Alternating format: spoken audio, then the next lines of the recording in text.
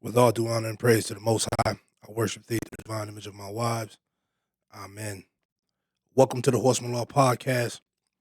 Happy New Year to everybody out there. If you made it and you're here with us today, we appreciate you. Salute all my brothers in the field. You know, we do this when we can. I try to do it every Sunday, but, we be out here working. So, all those brothers who are out there with me, I salute you today. Get home safe. Get your client back safe, and may you be able to take care of your family from now until eternity. Right here. So, hey man, it's a new year. It's 2023. It's the year of the seven. You know, all those who are spiritually inclined, who understand the power of seven, and two and plus two plus three. So, salute all of you, and we got a lot to get into. A lot of shit is happening behind the scenes, and if you're not abreast to it, if you're not paying attention, then you're gonna miss some of it. We're gonna try to get into a lot of it tonight. There's news regarding ATF and guns, which is very important for all of us who carry guns and work with firearms. So we're gonna get into that. We're gonna talk about some cultural stuff and you know of course, sports out there. There's been some things happening in combat sports that I want to talk about and get into. And let's get it cracking. First, let's start off with the playoff picture. I'm not really big on NFL or the NBA, but when the playoffs kick up, I start paying a little more attention. Niners won yesterday. Jags won yesterday. Today the Dolphins lost. So the Giants won. Um, who else won? Who else I'm missing? I'm missing somebody else. Whatever. Tomorrow the Bucks play. Um, so that's your playoff picture in the NFL. Let's get to the real shit. The real shit. Tank Davis beats Garcia, not the Garcia we all are waiting on, but another Garcia. And I watched the fight. It was an excellent fight. The man didn't answer the bell. He sat on a stool, said he couldn't see. Now, here's my criticism to a lot of people, man. Anytime somebody is questioning whether or not he could have continued and could not have continued, that's a clear indication to me that they don't know nothing about fighting and have never really been into a real fight. Anybody who's been in a real fight in a cage or squared circle or in a boxing ring, rarely are you going to find men like that judging another man whether or not he can continue.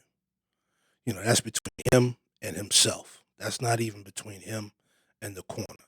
If the man couldn't see, if the man um, couldn't shake off them cobwebs enough in enough time to be able to defend himself, then he did exactly what he was supposed to do, and that's not answer the bell. Um, Nobody should step into a ring, step into a cage, willing to lose their mental faculties or their life in order to entertain. That's just ridiculous. So, side eye any commentator or fool who's going to tell you that this man is less than because he wouldn't continue to fight um, impaired. That's just come on, man. It's ridiculous. We're not savages. This isn't Rome, and we're not um, out here trying to root for somebody dying in the ring or dying in a cage. That's just outrageous. So salute Tank Davis. He's he's right there, man. He's right there. I don't see anybody in his division capable of getting him out of there right now. I think he's in his prime. He's clearly the hardest puncher in the division. His speed is up there with everybody else. I know they say Ryan Garcia's speed is spectacular, but is his power? Can his power match up? And Tank Davis's defense it's no punk.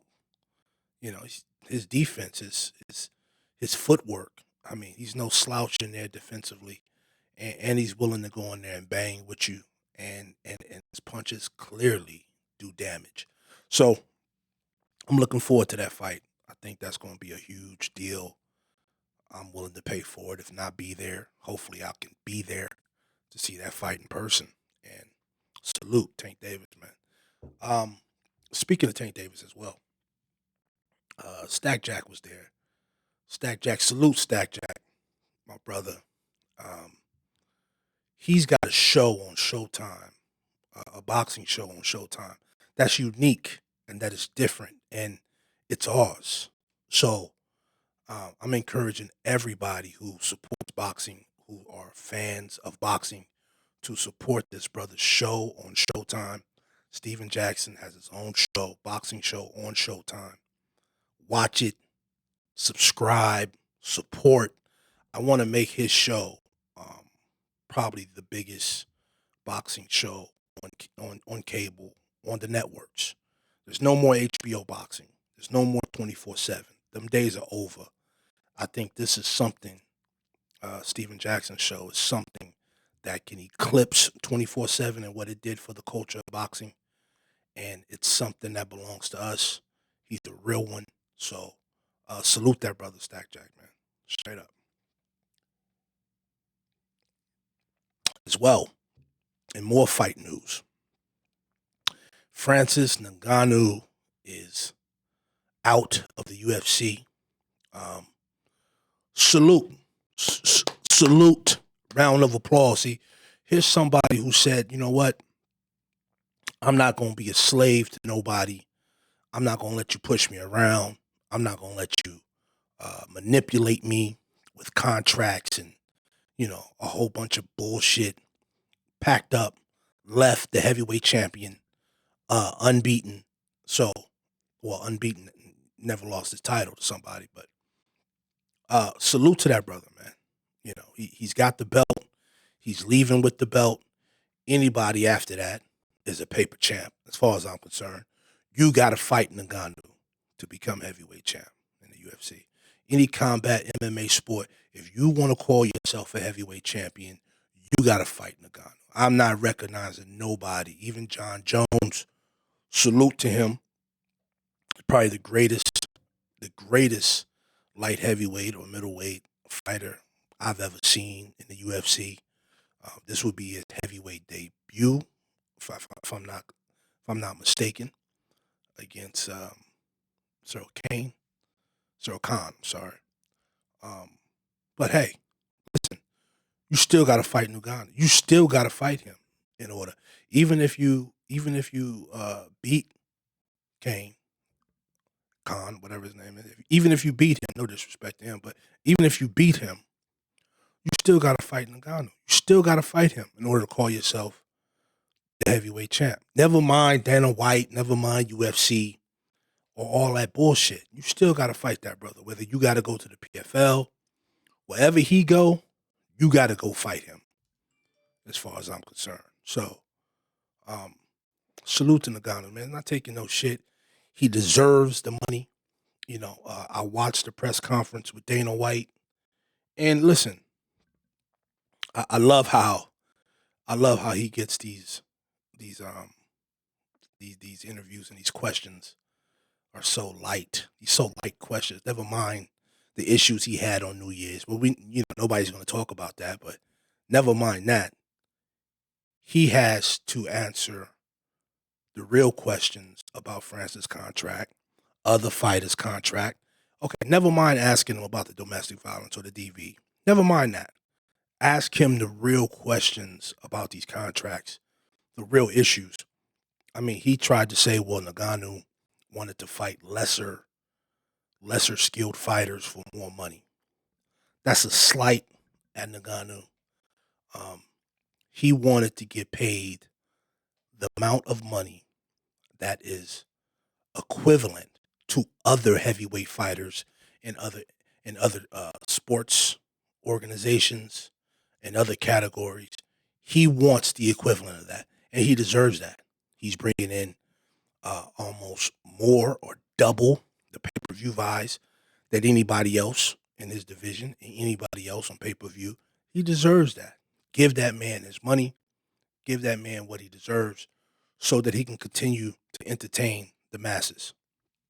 I think it's only fair.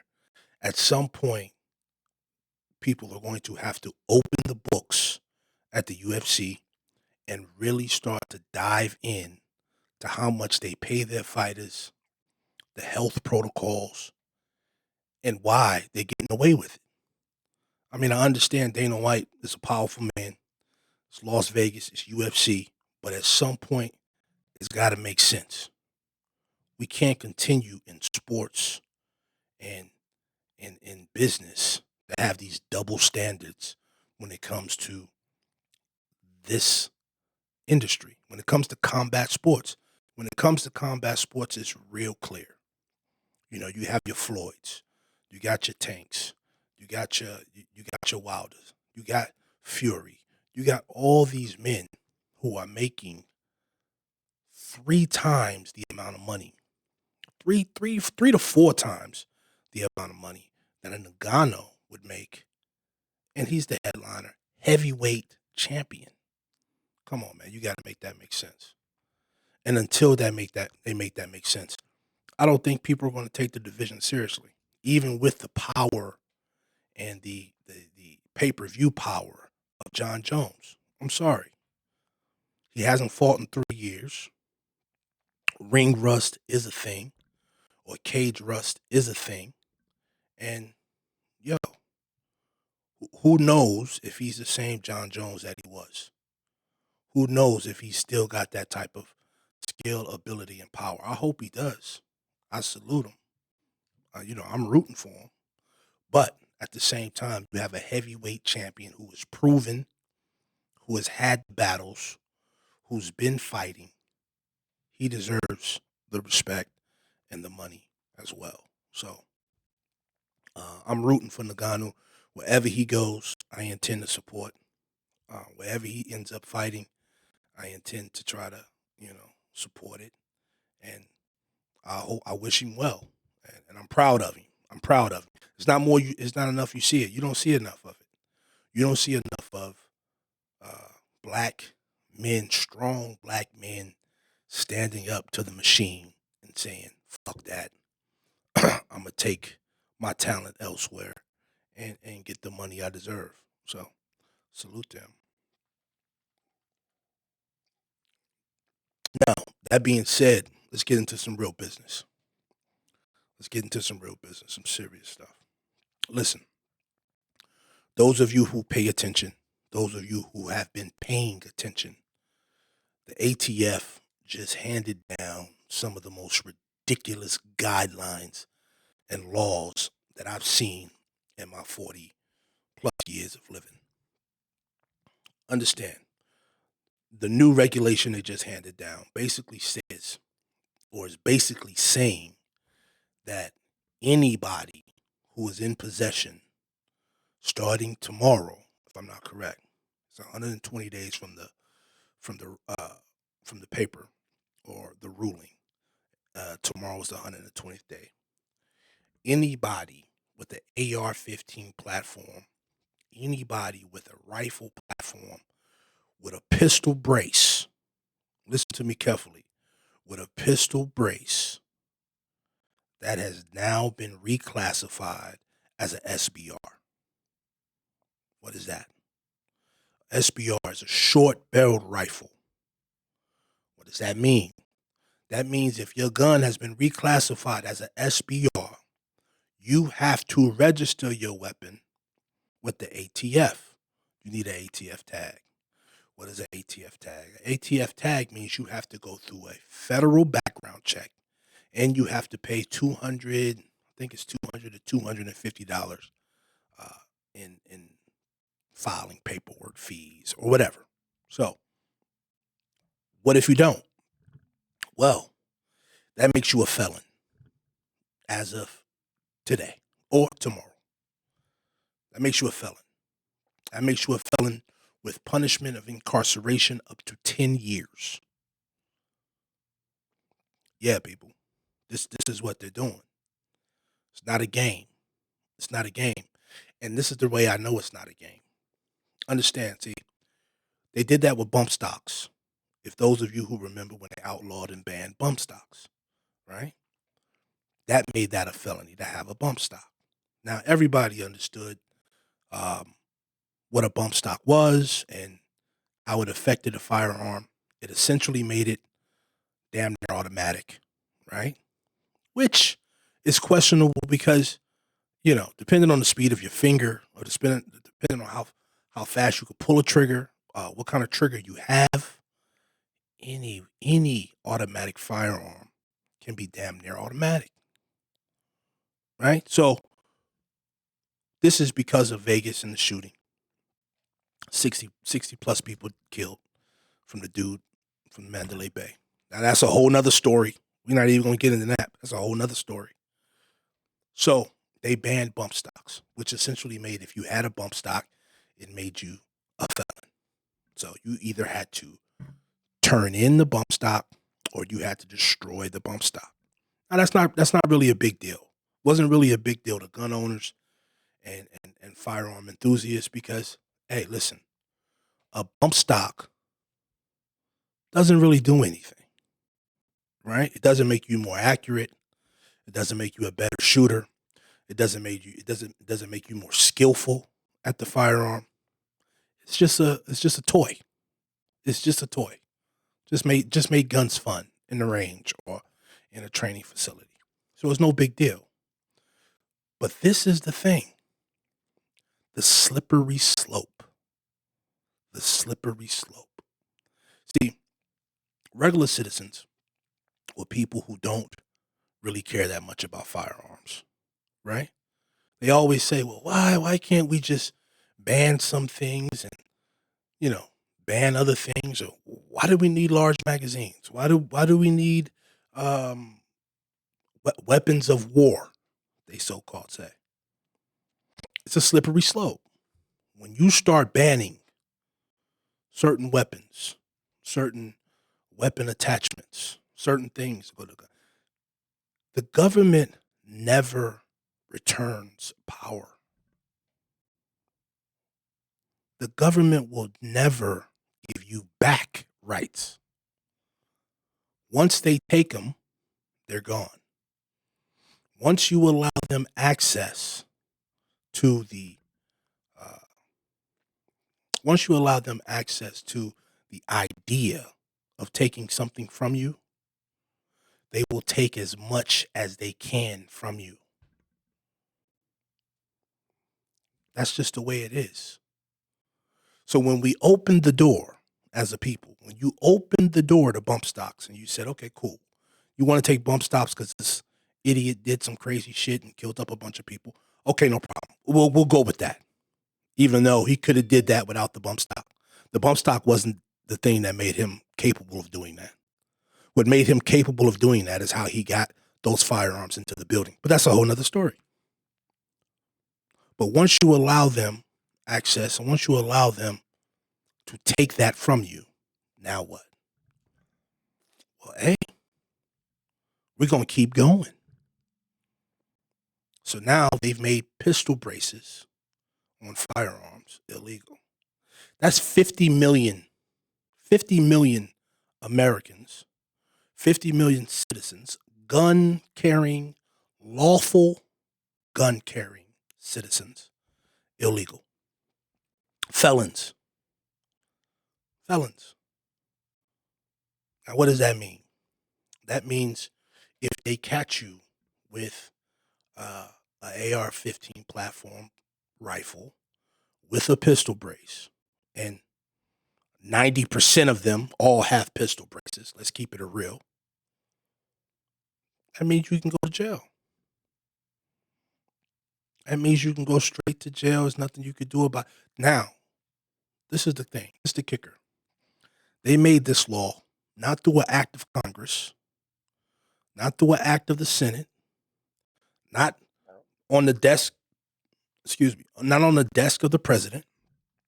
This wasn't an executive order. No, none of that. This is simply ATF issuing a decision that affects over 50 million citizens. That's crazy. That's crazy. Okay, so let's talk solutions now. What do you do about this? Number one, you could remove the brace. You could take it off your gun. Cool, take it off your gun. You could take it off your gun, put it up somewhere, hide it, bury it. I don't know what the fuck you want to do with it. Do anything you want to do with it and wait. Take it off and wait. Hopefully, the people make a decision. They revolt. They write their congressmen. They write their senators. They raise hell in order to get them to reverse this decision. That's number one. Number two, you can destroy the gun. So you're talking about high-end, $1,500, $1,800, up to $2,000 for a firearm that you purchase legally, that you have to destroy. That's crazy, right? Who's going to do that? I ain't. Number three, you can turn it into ATF. Now, you would be the dumbest motherfucker on the planet if you did that. All you're doing, if you turned that firearm over, is handing the ATF proof of you committing a crime. That's all that is. That's all you would be doing. So, if you're in the field, if you do what I do, if you work this business, people have seen me carry AR-15s several times. I came in here shows ago, 3 or 4 shows ago, and told you this was coming. I told all of you, stop carrying the AR-15s. Remember, I told you, you go to Atlanta, everybody had an AR-15. If you go to Houston, everybody had an AR, carrying them like they were fucking necklaces. I told you, get away from that. Start training with shotguns. Now, I said that. I tried to prepare you for this. Understand the play that is coming. Now, hopefully the people can revolt. Hopefully the people can band together and try to get some of these decisions reversed. I'm going to be 100% honest with you.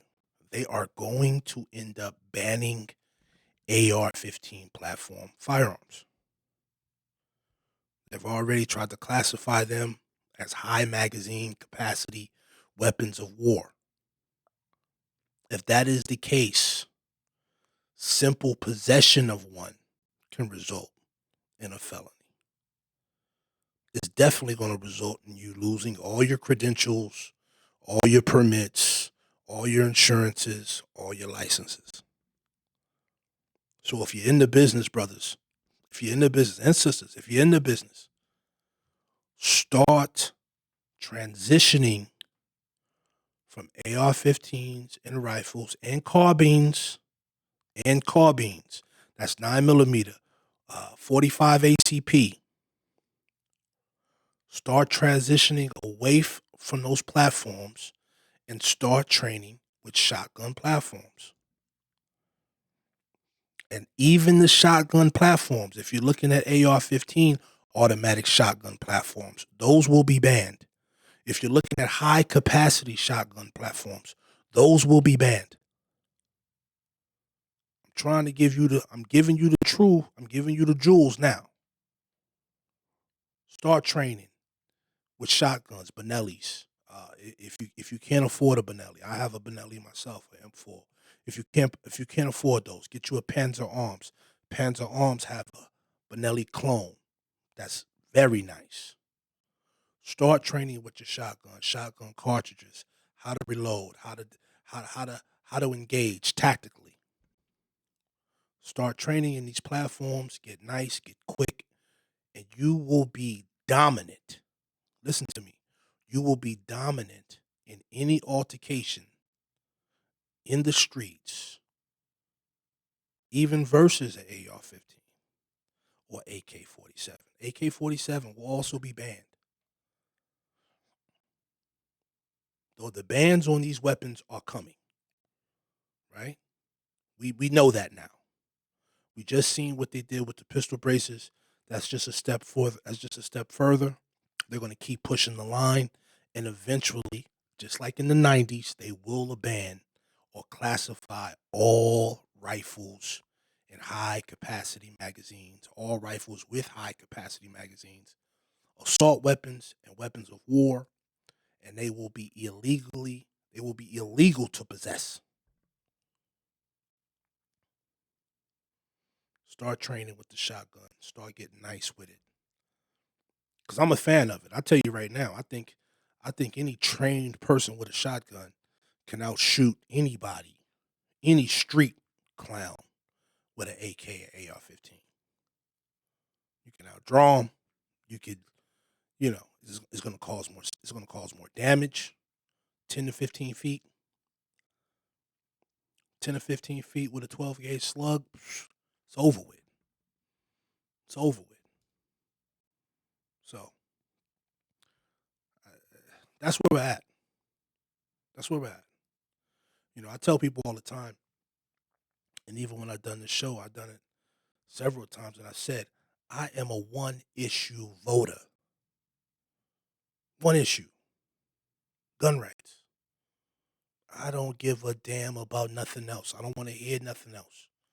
If I'm a vote, it's all about gun rights. Yeah, why is that? Let me tell you something. In my office right now,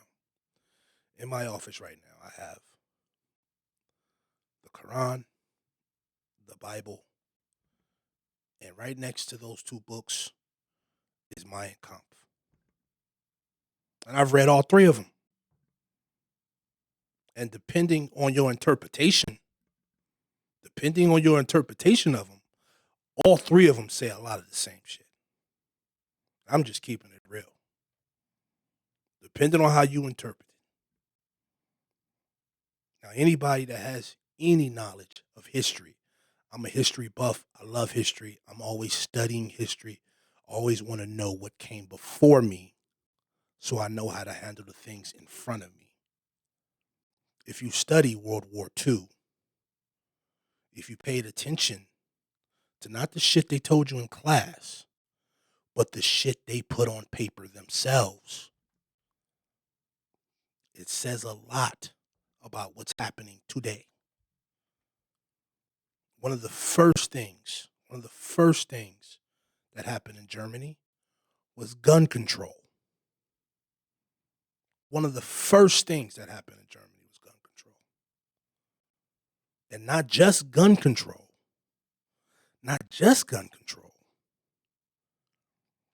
Access to firearms.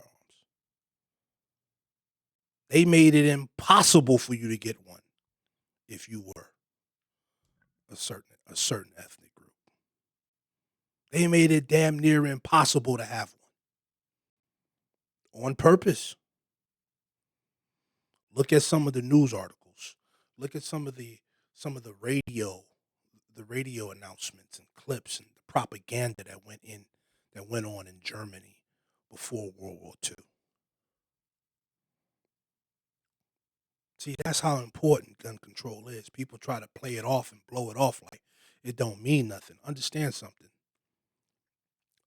If you watch TV or if you watch movies, you watch shit like Inglourious Bastards, or you watch all these Hollywood spectacles of World War II, of how they portray what happened in Germany, and you start thinking, oh, well, these are just SS and these elite military groups that went around and did all the heinous shit. No. These were store owners. These were their neighbors, people who worked at the local grocery store, people who worked at the local market, people who were mechanics, people who were street sweepers. These were everyday citizens that they deputized, handed them a rifle, and sent them to work. See? So it's bigger than that. So don't sit around thinking, you always hear a fool will tell you, well, the government has rocket launchers and tanks and, you know, fire jets and shit. No, no. If it pop off and they coming, it ain't gonna be with a tank and a fucking jet. It's gonna be Billy Bob, who works down at the Circle K, that they just handed a gun and sent them on your block. That's the reality of it. If you come to my house, you're gonna need all that. Bring the tanks, the rocket launches, and you're gonna need all that. But I damn sure ain't gonna be, the motherfucker I was just saying hi to, mowing his lawn, that he got handed a gun and now he's knocking on my door. That ain't gonna happen.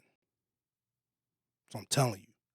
That's why I say, and I continue to say on the show, any Negro talking about gun control, come on. You know what time it is. Get him out of here. Get him out of here. History is destined to repeat itself. Never forget that. Never forget that. See, and that brings me to another topic I want to talk about today. And that is black culture. What is black culture? What's the definition of it? I was watching TV and I was watching, YouTube interviews with, so-called black culture icons and representatives, those who represent the culture, right? And they were talking about snitch culture and who's telling and who's this, and who's a gangster, who's not a gangster. Let me get you. Let me hype everybody to something. Let me just drop a little jewel on you. I used to be like that. I used to be a fan of the Italian mob culture and, gangsters and, gangster movies and this, that, and the other. It wasn't until I got older that I realized the greatest example of some real gangster shit, of real gangster behavior, as we think it is in this culture, are none of the Negroes you see today. None of them. When I think about gangster, when I think about real solid manhood, real solid man type behavior, fearless, you know who I think about? I think about the nation. I think about the Panthers, Huey P. Newton, Bobby Seals, Fred Hampton, Khalid Muhammad, Elijah Muhammad. I mean, you can go on and on. The Honorable Minister Louis Farrakhan. You can go on and on. These are the examples of what real black manhood is. I can care less about a John Gotti, Lucky Luciano, or fucking. I can care less about any of that. None of that means anything to me. Frank Lucas, uh, any of these so-called drug dealers. None of that makes any sense to me. I care less about any of it. All of them either snitched on each other or told on families, killed up people of their own. They're not killing nobody else. Those people carry no respect for me. I carry no respect for them. But I tell the story. I tell the story a lot often. I'm gonna tell it here. We lost a good dude in Nipsey Hussle. Good dude. Met him several occasions. Spoke with him. You know, he was looking at doing things that nobody was really paying attention to.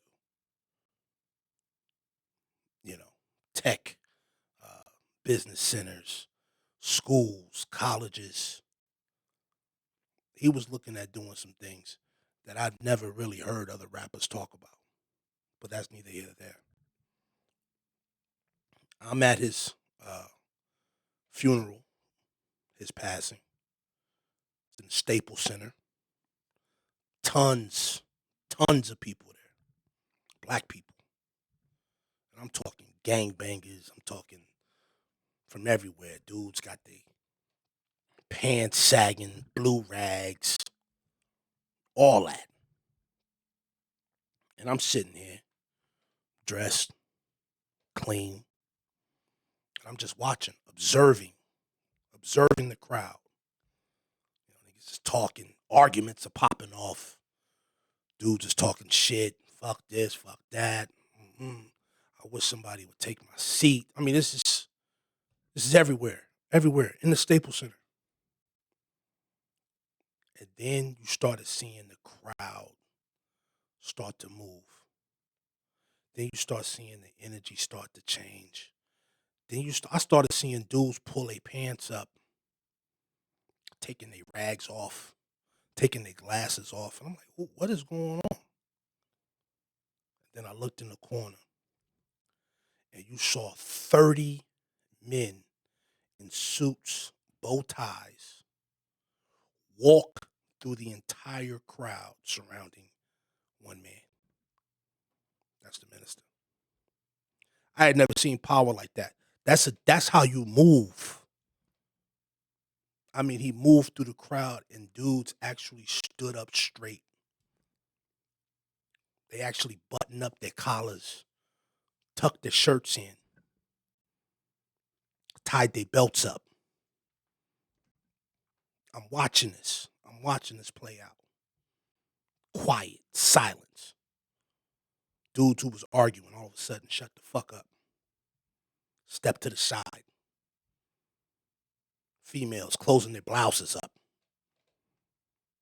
pulling their dresses down as he walks. That's gangster. All the rest of that crap is trash. That's a real example of how you should affect people, your own people. So all the rappers and everybody else who want to be like drug dealers and want to be like Italian mobsters, that's the real example of gangster. You've never seen men move like they move. Now, I don't subscribe to the religious aspects of the nation. You know, I don't subscribe to any religion. You know, I've said it before, I say it again. If the FOI decided they was going to be a non-religious organization, I would join tomorrow. But that's not the case. But nevertheless, the fact is, the greatest example of manhood to black people is the nation. Never mind how you feel about it. Never mind how you feel about it. Never mind anything else. If you're just going based on facts and based on just visuals and based on what I've seen personally with my own two eyes, it's the greatest example. Now, I could never be a member of the nation. I'm a polygynous, gun-toting bodyguard. I make no apologies about it. You know, I love guns too much, and uh, too violent inclined to be a peaceful man walking with the nation. But nevertheless, if you really want to see power, pay attention to how that man moves and moved for 60 years. You got to go back to the 80s, go back to uh, the 70s, and watched how the nation moved everywhere in the United States, in hoods everywhere, to understand how you should move as a black man. That's just my 2 cents, because everybody's calling black culture. Everybody's, this is black culture, that's black culture. Hip hop is not black culture. I'm sorry. I'm sorry if you believe that. That's not black culture. It's something, but it ain't black culture. It just ain't. I know they want to portray it to everybody else like it is, but it just ain't. So that's my 2 cents. We're going to try to get my brother on the horn, see what he got to say. It's a new year. See what his thoughts are. So can we try to call him, please? And excuse my voice, man. I'm fighting a cold, I suppose.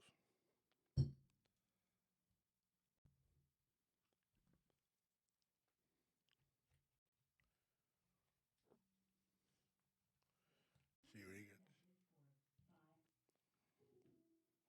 No answer. Okay, we'll try him back in a minute. See what he's talking about. So I've been watching since I've been home. I've been rewatching a lot of old shows, you know, and I asked my wife. I said, I just asked her one day because I was curious. I was watching this one movie, Devotion, on Amazon Prime. It's a good movie. It's a good movie. But the brother kept crying. And, I understand emotional scenes, but he just kept crying throughout the movie. And I'm thinking to myself, like, why is this brother? He keeps crying. And I asked my wife, I said, when was the last time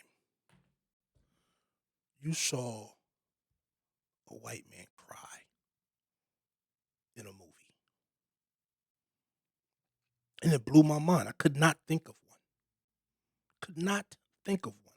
Legitimate. And this is just no racial bullshit. I'm just asking. I can't think of a time where I saw a white real cry, bawling tears, shivering lip. I can't remember ever seeing it. And it's just something to think about. Because I'm always watching movies where it'd be a strong black lead and he'd be snotting and shit. I just, think about it. Even Creed.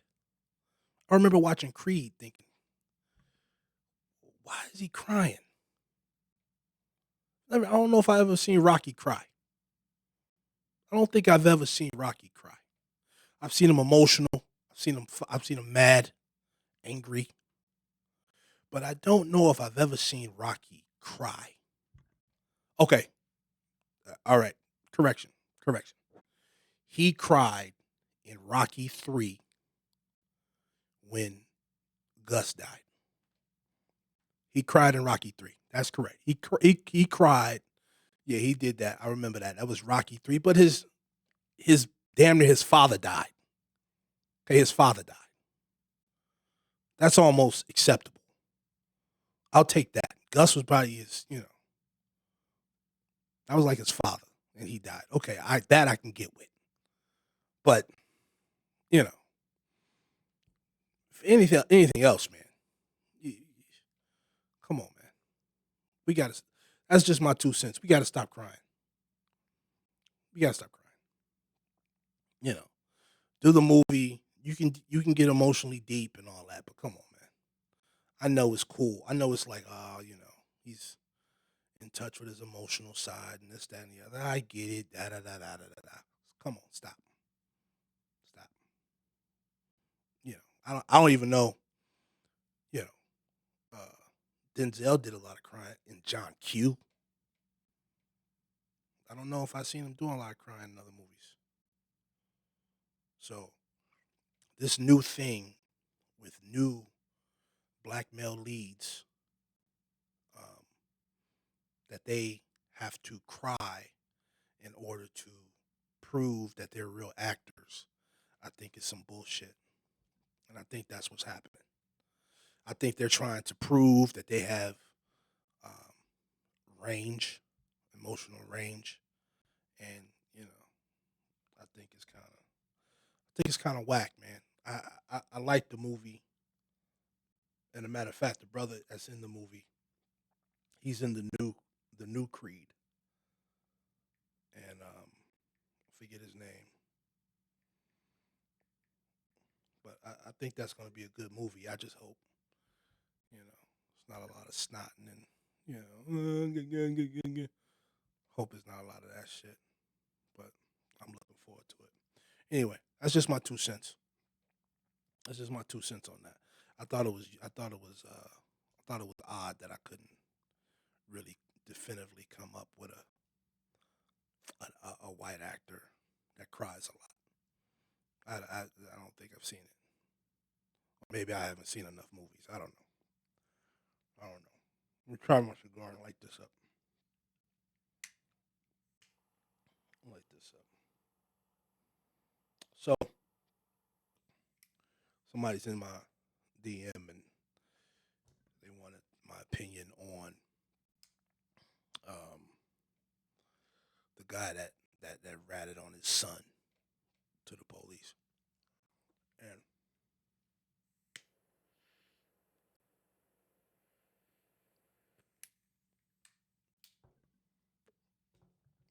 I'll say this. This is what I'll say. He was doomed. Um, he was doomed out the womb. Now, why I say that? Why is he doomed out the womb? Because a broken man can't teach boys to be men. A broken man can only teach a boy to be a broken man. So he was doomed out the womb. If that's his father, if his father was the type of uh, being that would give up his own son, or you got to go before that. If his father was the type of being that could be involved in activity that could cause his son to lose his life or to be imprisoned, then he wasn't a man in the first place. And he couldn't teach him. He couldn't teach his son to be one if he wasn't one. So he was doomed out the womb. And it's sad because there's a lot of there's a lot of black people in the hood. There's a lot of black people in ghettos all over the United States that are doomed out the womb because you have broken women having children and having broken babies, and they don't have the mental capacity to um, to react and make decisions that are logical. So you end up in this cycle, this cycle of just trauma and toxicity that sadly we perpetuate in our music, TV, and movies, and etc. and etc. So for a young black male to be in a position where he takes the life of other black males and then be in that situation with his father, of all people, um, you know, it's a tragedy all the way around. And we're seeing more of that. We're seeing more of that. Now, me and my father, we talk about it often. We talk about the effect, the welfare system, and the effect of mass incarceration, and the effect of the closing of um, the mills and the manufacturing of the country, and what that did to black communities. When you start thinking about Detroit, when you start thinking about Michigan, you start thinking about the, the economic destruction of black communities by taking these jobs overseas. My father, he was one of those guys who worked at McDonnell Douglas, and when they decided to close up McDonnell Douglas, I remember this as a kid. When they decided to close up McDonnell Douglas and send all that work overseas, you know, what are all these people supposed to do for work? You know, thankfully, thank the Most High, my father was intelligent enough to go back to school, get a degree, and start a new career. But what about the people who have been working for 30 years, 20 years, 30 years? What are they supposed to do? How are they supposed to take care of their families now? So it's not a coincidence that you had the mass exit of manufacturing and the institution of a heightened welfare system that essentially replaced black males within their homes with the government. Now, what am I supposed to be a conspiracy theorist because of this? These are the facts. These are the facts. When you take um, housing projects or so-called public housing, Section 8, those of you who understand Section 8, and you make that uh, only possible if a man's not in the home, then what are you saying? What are you saying? You're saying you don't need your man, that we got it, we'll take care of it, and therefore he's off in the streets. Then you institute crack cocaine.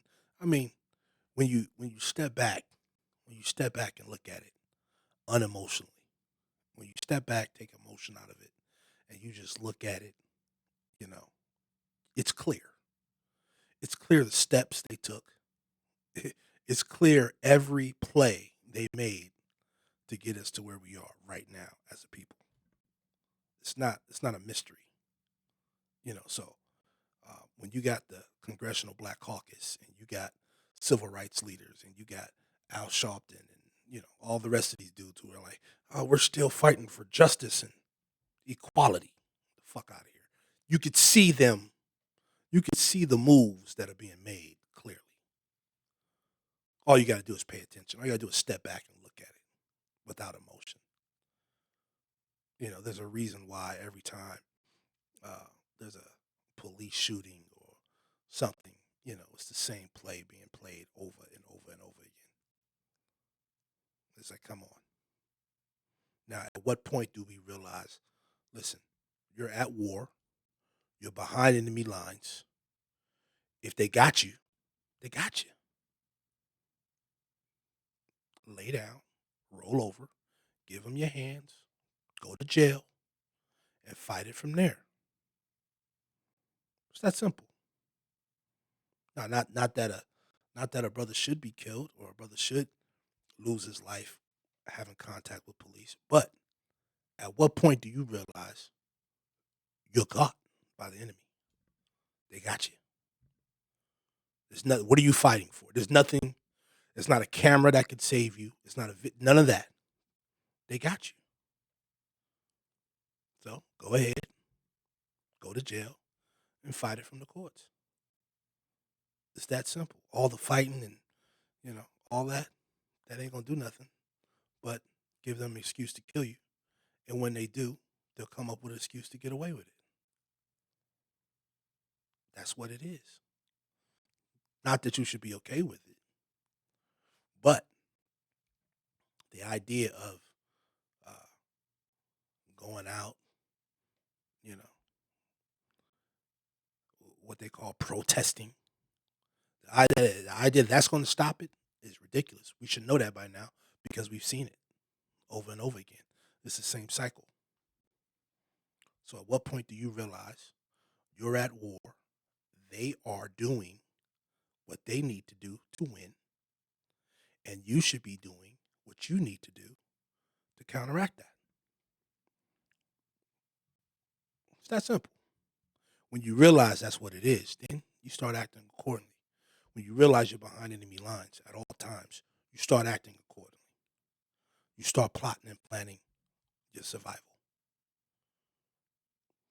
That's what every black man should be doing. Plotting and planning your survival to survive, if not thrive. I'm beyond surviving. I'm trying to thrive. I'm going to play the game just like they playing the game, and we'll see who wins. But there's no way I'm going to be an active participant in my own demise. There's no way. It's never going to be that easy. And a lot of you Negroes are making it way too easy. Too easy. Put up a little resistance. Put up a little intellectual resistance. I'm not talking about physical resistance. You're not in a place where you can do that. You're not in a place where you can physically resist. You ain't there. None of us are there. None of us are there. So physical resistance is just not capable at this point. Those of you know who I'm talking about, you know what I'm talking about. I ain't talking about one-offs. Yeah, anybody can get a one-off. I can get a one-off, one or two here, one or two there, take a few with me. Yeah, I can do that. Anybody can do that. But I'm talking physical resistance in order to stimulate mass change. That's something different. We are not in a position to do that. We are not in a position to have an Arab Spring. That's not happening. We don't have the organization or the testicular fortitude in mass enough to do that. There's far too many shoe booties and men in skirts for us to ever pull something like that off. Just keeping it real. As long as you got black men and women on TV promoting gender fluidity, the fuck are you going to stop? Nothing. You can't stop nothing from happening. If you can't even figure out who your men and women are, how are you going to stop anything from happening? If that's a confusion, if if that's a debate, whether whether there are men or women, if the black community are debating whether there are men and women, whether there are two genders, what could you ever stop from happening to you? Because trust me, they are not confused at all. They know exactly who they are and what they're doing every day. Clearly, you think just because a couple crew cut, uh, you know, studs on the other side, trying to convince you that you don't know you don't know what gender you are. You think that means something? They know exactly what they're doing. They know who they are, where they're going, how they're going to do it, when they're going to do it.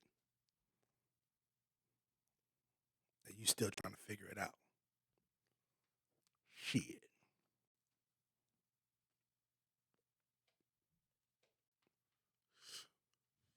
I mean, but nonetheless, I still love being a black man. But you have to educate yourself in order to have that kind of self-love. There's too much self-hatred out there, and that's because of lack of education. If you educate yourself, if you learn, if you unlearn, let me preference that. If you unlearn and then relearn who you truly are, then can't nothing stop you. But you have to unlearn first and then relearn. That's the key. Unlearn first. Unlearn the bullshit and then relearn the true shit. And then you can compete. That's what's necessary to win. That's what's necessary to survive and to try to make it out here. Because it's tough. And it's going to get tougher and tougher and tougher. So you're going to have to learn more, and more in order to make it. But I'm sure you can make it. So let's recap a little bit. I kind of went off in a tangent a little bit, but let's recap the most important point. The most important point. ATF have changed the regulation on gun braces. Gentlemen, and this is for my brothers in the field. This is not a game, right? So pay attention. So I'm only going to say this once. Excuse me. I'm only going to say this one time. Go through your IGs. Go through your social medias. Go through all your posts. Go through all the pictures in your phone. If you have AR-15 with pistol braces, delete those photos. Delete those photos off your IG. Delete those photos off your social medias. Delete the photos off your phone. Why do I say that? Understand something. If they have any proof that you possess a pistol brace, if you possess an illegal firearm, that gives them access to not only to get warrants to your home, business, or office. If they have access to your home, business, or office, it doesn't matter whether or not you still have it or not. Because that means everything in your house must be legal. Because with that warrant, if they come across any other illegal contraband, that can also be seized and you can also be charged. So wise up and pay attention. Now, even if the laws are changed, even if these laws are reversed, even if these laws are, you know, somehow the people revolt and get to the congressmen and get to the senators and, they change this. As of now, it is a law.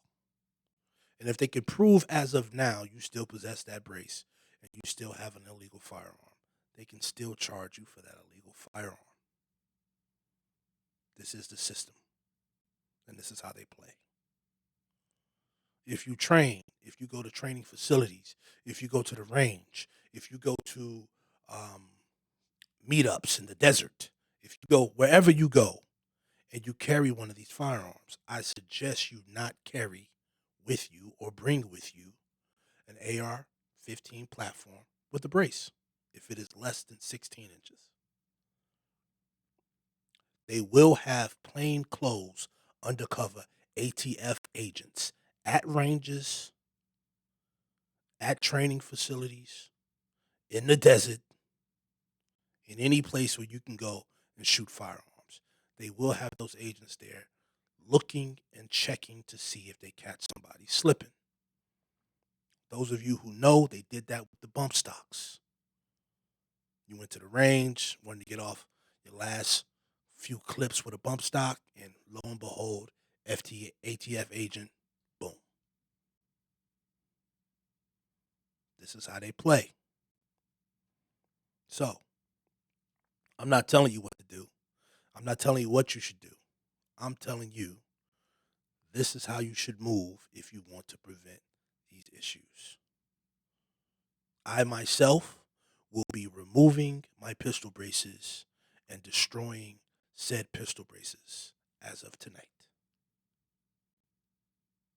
All right.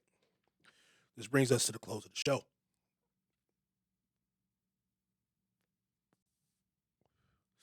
Hope you learned something tonight. Good luck. Guarantee some of you will probably not and end up locked up some way, somehow. And, I'll pray for you. Other than that, we'll close. With all due honor and praise to the Most High, I worship thee through the divine image of my wives. Amen. And good night.